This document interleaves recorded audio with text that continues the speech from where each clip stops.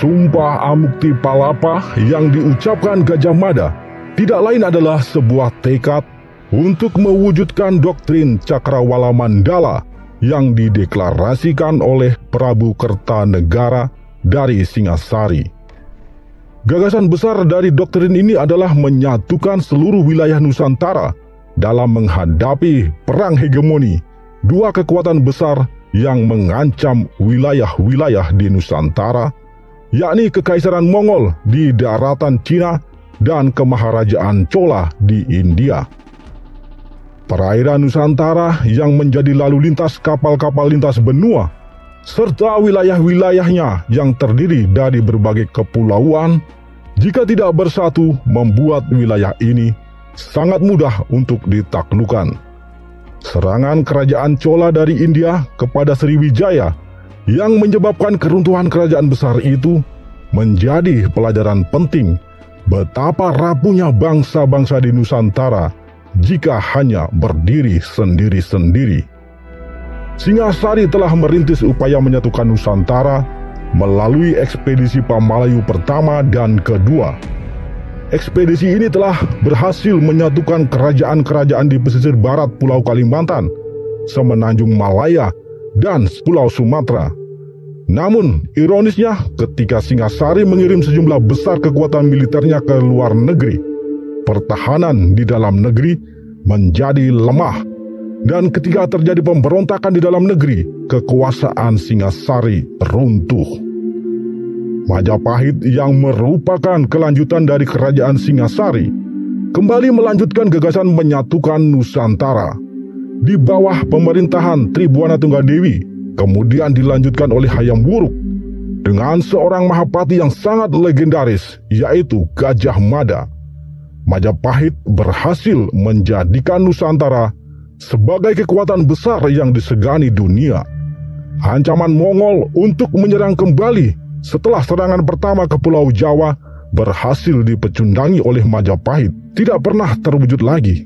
Begitu pula Chola yang kehilangan kekuasaan di bekas kerajaan Sriwijaya tidak pernah kembali lagi. Hal itu membuktikan bahwa Majapahit telah menjadi kekuatan yang disegani di kawasan Asia. Menyatukan wilayah-wilayah di Nusantara tidak cukup dengan mengandalkan kekuatan militer saja, namun diperlukan juga keahlian seni dalam berdiplomasi. Gajah Mada bukan hanya ahli militer, namun juga seorang pemikir dan piawai dalam berdiplomasi. Ada legenda yang hidup di kalangan masyarakat Dayak di Kalimantan Barat mengisahkan bahwa di tempat itu Gajah Mada nyaris kehilangan seluruh pasukannya berhadapan dengan pasukan suku Dayak. Namun dengan keahlian diplomasinya, Patih Gumantar, raja suku Dayak dari kerajaan Bangkulir Rajang, justru menjadi sekutunya. Bagaimana kisahnya?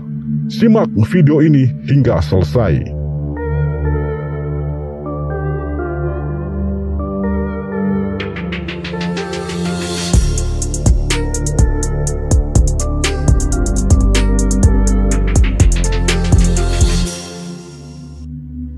Tanjung Pura adalah salah satu wilayah yang disebutkan Gajah Mada dalam sumpahnya untuk ditaklukkan.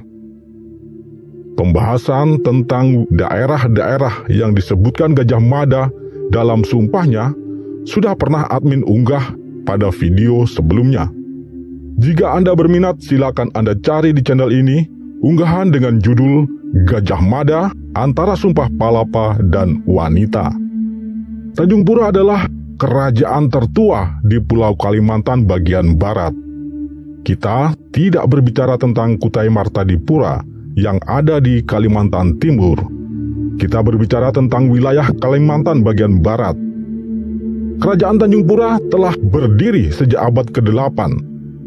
Kerajaan ini awalnya adalah bagian dari kerajaan Sriwijaya di Sumatera yang diperintah oleh bangsa Melayu.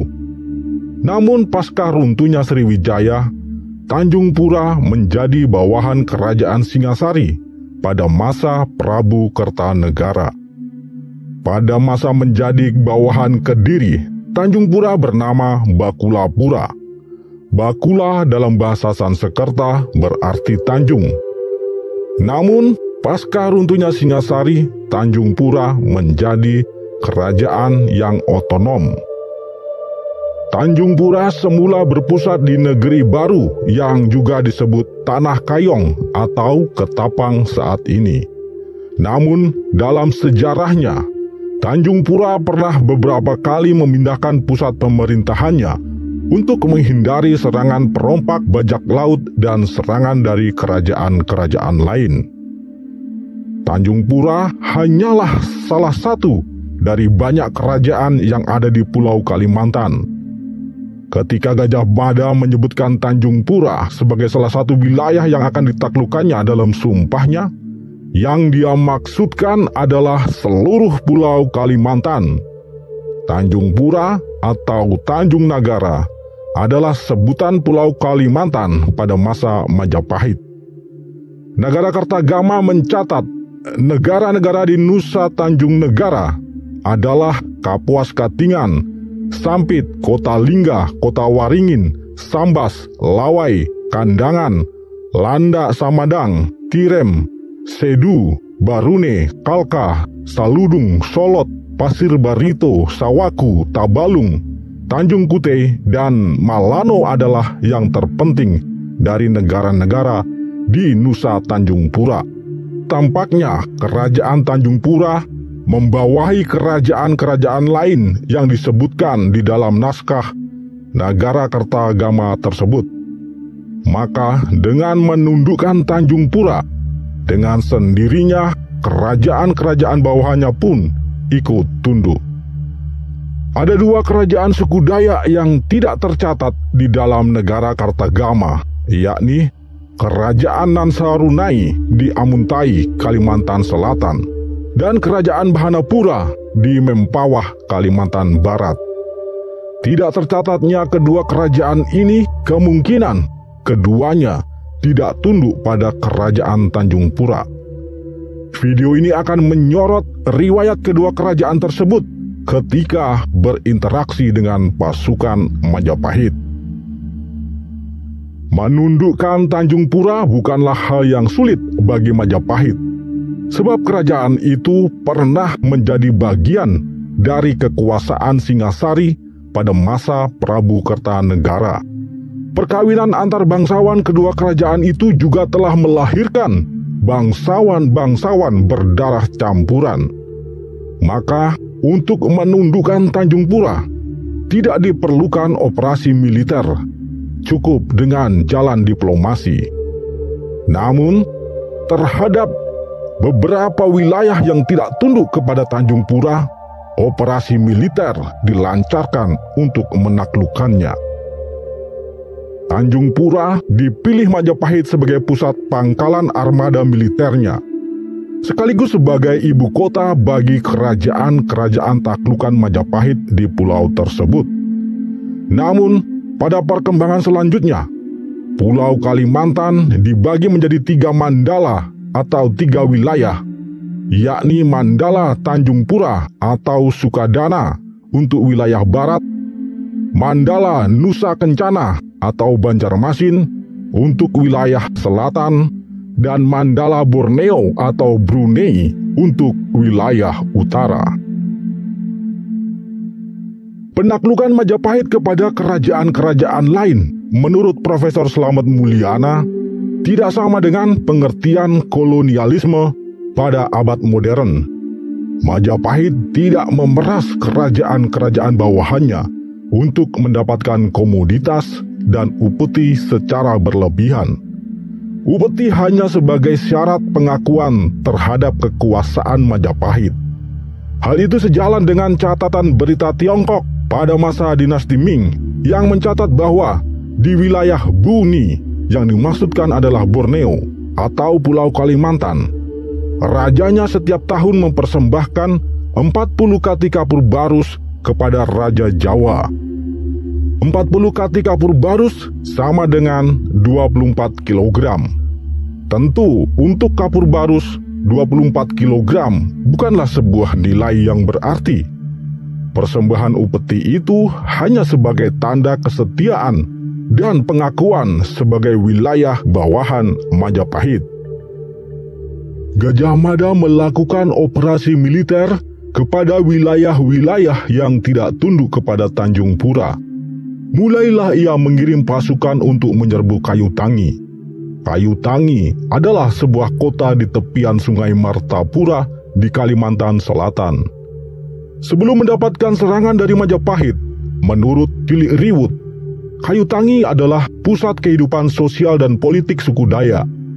Wilayah ini sebenarnya masih bagian dari kekuasaan Tanjung Pura, namun tampaknya tidak mau tunduk kepada Tanjung Pura, sehingga menjadi sasaran pertama serbuan Majapahit. Melalui operasi militer, pasukan Majapahit berhasil menguasai wilayah Kayu Tangi. Karena serbuan itu, orang-orang Dayak menyingkir dari wilayah tersebut. Sementara orang-orang Melayu yang berasal dari Sriwijaya, yang juga telah lama menetap di situ, tetap tinggal dan mengakui kekuasaan Majapahit. Orang-orang Melayu yang telah lama menetap di wilayah tersebut, serta telah kawin-mawin dengan orang-orang pribumi, yakni suku Dayak, melahirkan keturunan campuran yang kemudian disebut sebagai suku Banjar. Orang-orang Banjar inilah yang kemudian mendirikan kerajaan di Kayu Tangi dengan nama Kerajaan Banjar di bawah hegemoni Majapahit. Diserbunya Kayu Tangi oleh pasukan Majapahit membuat suku Dayak terpencar ke pedalaman. Cilik Riwut menyebutkan bahwa terpencarnya orang-orang Dayak pada saat peristiwa Kayu Tangi melahirkan sub-sub suku Dayak yang ada di Kalimantan Selatan dan Kalimantan Tengah saat ini. Mereka adalah Dayak Otdanum, Dayak Maanyan, Dayak Bakumpai, Dayak Dusun, Dayak Ngaju, dan sub-sub suku Dayak lainnya yang asal muasalnya adalah satu suku, yakni Dayak Otdanum.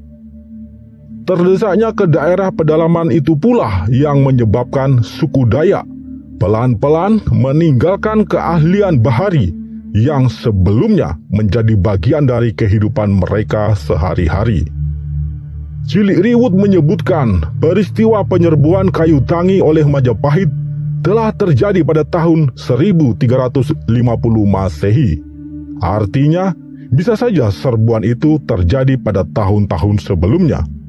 Jika benar demikian, maka serbuan Majapahit ke Kayu Tangi dan upaya penaklukan wilayah Kalimantan bagian selatan terjadi pada masa pemerintahan Tribuana Tunggadewi dengan patihnya Gajah Mada. Dari Kayu Tangi, sebagian orang-orang Dayak yang ada menyingkir ke Amuntai. Kelompok ini kemudian dikenal dengan nama Dayak Maanyan. Di tempat itu, orang-orang Dayak Maanyan mendirikan kerajaan yang bernama Nansarunai. Kerajaan Nansarunai terletak di pertemuan tiga sungai besar, yakni Sungai Tabalong, Sungai Negara, dan Sungai Balangan. Letaknya yang strategis itu membuat Nansarunai dalam waktu sekejap berubah menjadi kota perdagangan yang ramai.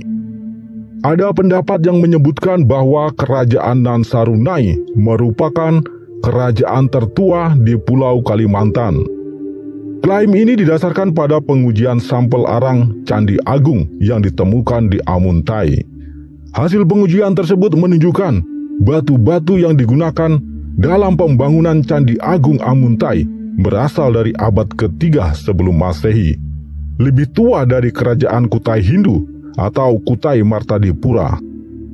Klaim ini memiliki kelemahan bahwa bahan yang digunakan untuk sebuah bangunan tidaklah menunjukkan usia bangunan itu sendiri.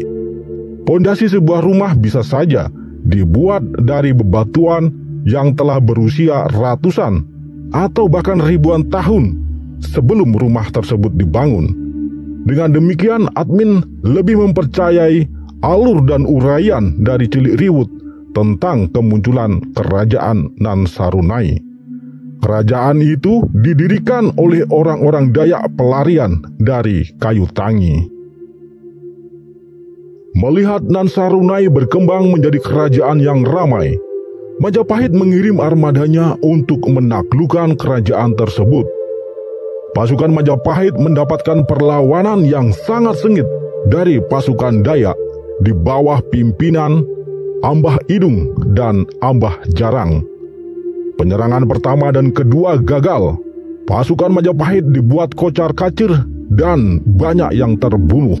Namun, pada penyerangan ketiga, Nansarunai dapat diluluh lantakkan. Abah Idung dan Abah Jarang gugur bersama hampir seluruh pasukannya. Istananya pun diratakan dengan tanah. Yang tersisa tinggal puing-puing bersama anak-anak dan perempuan. Kehancuran Nansarunai itu diratapi oleh suku Dayak Maanyan secara turun-temurun melalui syair sakral yang berjudul Nansarunai Usak Jawa. Makna harafiah dari Nansarunai Usak Jawa adalah Nansarunai dirusak Jawa. Dalam hal ini adalah Majapahit. Syair ini adalah sebuah syair yang mengungkapkan kepedihan dan kesedihan yang amat dalam dari suku Dayak Maanyan. Setelah runtuhnya Nansarunai, kemudian berdiri Kerajaan Kuripan, Kerajaan Daha, dan Kerajaan Negara Dipa di wilayah yang berdekatan dan dalam rentang zaman yang sama. Semua kerajaan itu berada di bawah hegemoni Majapahit. Cilik Riwut menyebutkan bahwa pada tahun 1350 Masehi, Majapahit telah menaklukkan sejumlah kerajaan di Pulau Kalimantan bagian selatan, yakni Kota Waringin, Sampit, Sungai Barito, Munir atau Pulau Laut, Sawaku atau Sebuku, Tabalong, Pasir, Tanjung Kute, Muara Kaman, dan Berau. Dengan demikian, seluruh kawasan itu telah tunduk kepada Majapahit. Jika di Kalimantan Selatan, kita sudah bahas bagaimana Gajah Mada bersama pasukannya menaklukkan Kayu Tangi melalui operasi militer. Kemudian dilanjutkan penyerbuan terhadap Nansarunai. Di Kalimantan Barat ada sebuah kerajaan kecil milik suku Dayak, yakni Kerajaan Bahanapura yang tidak tunduk kepada Tanjung Pura. Bahanapura terletak di wilayah Mempawah saat ini. Kerajaan Bahanapura tidak meninggalkan informasi dalam bentuk tulisan. Puing-puing istananya pun tidak lagi bersisa. Namun kisah tentang keberadaan kerajaan ini dituturkan secara turun-temurun di kalangan suku Dayak Bakati dan Dayak Kanayan di Kalimantan Barat. Kerajaan ini pula yang dipercaya menjadi cikal bakal bagi Kesultanan Mempawah di kemudian hari. Ada sebuah legenda yang dituturkan turun-temurun di kalangan suku Dayak Bakati dan Dayak Kanayan yang mengisahkan peristiwa penyerbuan pasukan Majapahit di bawah pimpinan Gajah Mada kepada Kerajaan Bahanapura. Peristiwa itu terjadi pada masa pemerintahan Raja Arya Magat yang diperkirakan terjadi antara tahun 1340 hingga tahun 1360 Masehi. Konon, ketika armada pasukan Gajah Mada bersandar di pelabuhan Pontianak, prajurit Sandi dari Bahanapura mengetahuinya. Prajurit itu melaporkan kepada Baginda Raja Arya Magat bahwa armada pasukan Majapahit telah bersiap untuk menyerang Bahanapura. Mendengar hal itu, Raja Arya Magat menghimpun seluruh pasukannya. Arya Magat melakukan ritual mangkok merah dan mengedarkan mangkok itu kepada kepala-kepala suku Dayak Kanayan, Dayak Bakati, Dayak Rara, dan Dayak Banyadu. Mendapatkan mangkok merah dari Raja Arya Magat, sub-sub suku Dayak itu bersatu memperkuat pasukan Bahanapura. Begitu armada Majapahit mendarat melalui Sungai Mempawah dan bergerak menuju kota raja, teriakan dan pekikan misterius bersahut-sahutan dari balik hutan. Pasukan suku Dayak tidak hanya mengerahkan prajurit manusia, tetapi juga arwah para leluhur mereka yang juga ikut berperang. Pasukan arwah itu disebut Kamang Tariu dan Kamang Layu. Kamang Tariu bertugas merasuki prajurit-prajurit Dayak sehingga keberanian dan kemampuan tempurnya menjadi berlipat-lipat.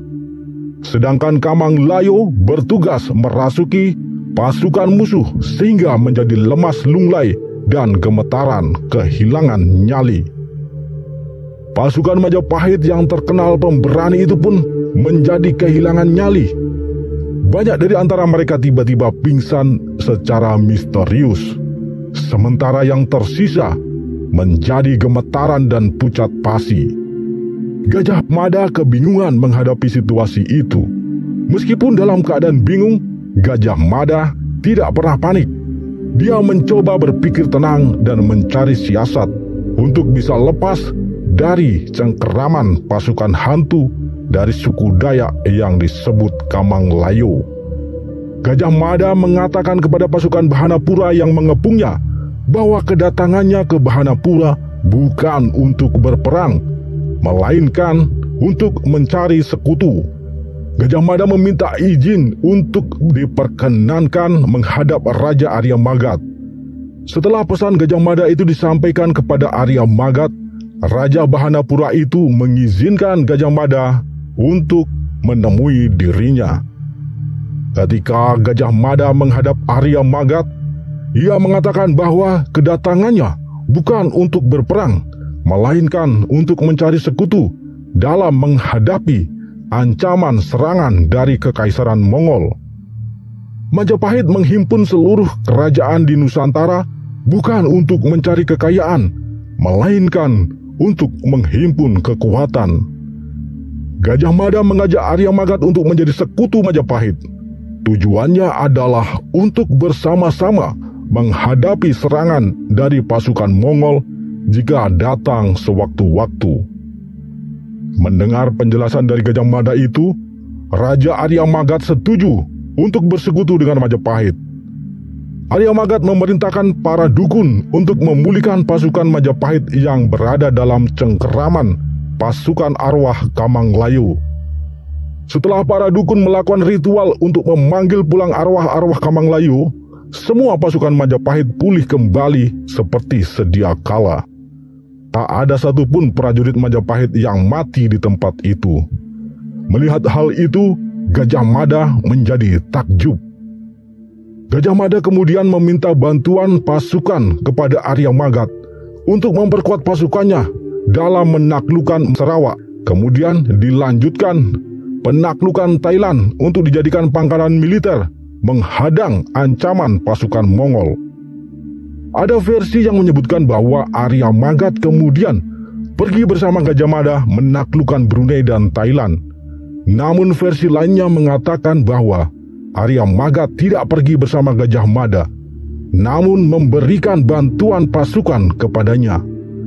Sebagai bukti persekutuan dan perdamaian antara Arya Magat dengan Gajah Mada, Gajah Mada menghadiahi sebilah keris yang bernama keris Susuhunan kepada Arya Magat. Keris itu konon hingga kini masih disimpan oleh keturunan Arya Magat. Sepeninggal Gajah Mada dan pasukannya, Kerajaan Bahanapura berganti nama menjadi Kerajaan Bangkule Rajang, yang artinya nyawa raja. Raja Arya Magat juga mendapatkan julukan baru, yaitu Patih Gumantar, yang artinya dia yang telah membuat gemetar Patih Gajah Mada. Kisah tentang Patih Gumantar alias Arya Magat kemudian tersiar di kalangan kerajaan-kerajaan dan rumpun-rumpun suku Dayak lainnya. Ketika itu, tradisi ngayau atau berburu kepala masih sangat umum di kalangan suku-suku Dayak. Ngayau atau berburu kepala manusia mempunyai banyak tujuan. Namun yang paling umum adalah untuk menunjukkan superioritas dan pengakuan bagi seorang ksatria Dayak. Semakin perkasa korban yang berhasil dikayau, pengayaunya akan semakin disegani. Maka yang paling menjadi sasaran kayau adalah para panglima perang, kepala suku maupun raja. Nasib tragis menimpa Patih Gumantar. Ketika dia sedang tertidur lelap, semua jimat dan kesaktiannya ditanggalkan. Kemudian beberapa orang dari suku Dayak lain menyusup ke istana dan berhasil mengayau sang raja yang pernah membuat Gajah Mada gemetaran itu.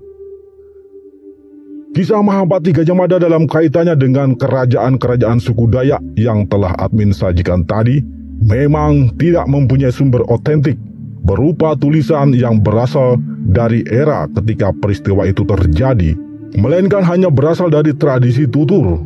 Admin tidak dapat membenarkan maupun menyalahkan kisah-kisah itu, sebab ketika tradisi tulis belum dikenal, tradisi tuturlah yang menjadi kunci untuk menyibak misteri sejarah. Sementara tradisi tutur sendiri sangat mudah mengalami distorsi dari generasi ke generasi. Namun setidaknya dari dua kisah itu dapat menjadi gambaran bagaimana Gajah Mada menyatukan Nusantara, yakni bukan hanya dengan kekuatan militer, tetapi juga dengan kekuatan diplomasi. Kelihayan Gajah Mada dalam berdiplomasi inilah yang kemudian disebut dengan Ajian Sabdo Pamungkas, yang konon menjadi salah satu ajian andalan Gajah Mada. Kelihayan Gajah Mada dalam berretorika dapat dengan mudah mempengaruhi lawan bicaranya. Hal ini dibenarkan oleh Kitab Negara Kertagama dalam pupuh ke-12 bait ke-4 yang mengatakan tentang Gajah Mada sebagai berikut. Di timur laut rumah Patih Wilwatikta bernama Gajah Mada, Menteri Wira, bijaksana, setia bakti kepada negara, fasih bicara, teguh, tangkas, tenang, tegas, cerdik, lagi jujur, tangan kanan Maharaja, sebagai penggerak roda negara. Pemirsa, narasi ini disusun dan diolah dari berbagai sumber. Mohon maaf jika terdapat kekeliruan maupun kekurangannya. Tak ada gading yang tak retak, tak ada manusia yang sempurna. Di atas langit masih ada langit, di atas ilmu masih ada ilmu. Anda boleh mempercayai narasi ini, boleh juga tidak. Terima kasih sudah menyimak video ini. Semoga ada secuil manfaat darinya. Salam dari Wong Curahjati. Rahayu, wassalam. Semoga Tuhan memberkati.